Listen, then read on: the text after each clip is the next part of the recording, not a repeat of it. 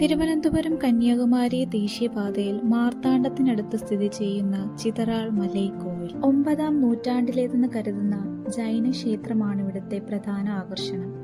അക്കാലത്തെ വാസ്തുവിദ്യയുടെ മകുടോദാഹരണമാണ് ജൈനക്ഷേത്രം. കരിങ്കൽ നിർമ്മിതമാണ് ഈ ക്ഷേത്രം. ചിതറാൾ ഗ്രാമത്തിലെത്തിയാൽ യാത്രികരെ സ്വാഗതം ചെയ്തുകൊണ്ടുള്ള പ്രവേശന കവാടം കാണാം. അവിടെ നിന്ന് അല്പദൂരം സഞ്ചരിച്ചാൽ ചിതറാൾ ജൈനക്ഷേത്രത്തിലേക്കുള്ള നടവഴിയായി. രാവിലെ 8:30 മുതൽ വൈകിട്ട് 5 മണി വരെയാണ് പ്രവേശനം അനുവദിക്കുന്നത്.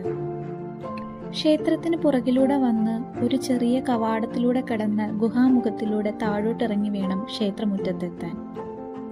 ക്ഷേത്രമുറ്റത്തിനടുത്ത് പ്രകൃതിദത്തമായ ഒരു ജലാശയം ഒരു സുന്ദര ദൃശ്യം തന്നെയാണ്. കൊടും വേനലിലും ഈ ജലാശയം സമൃദ്ധമാണെന്ന് പറയപ്പെടുന്നു. ശാന്തമായ ഒരിടം.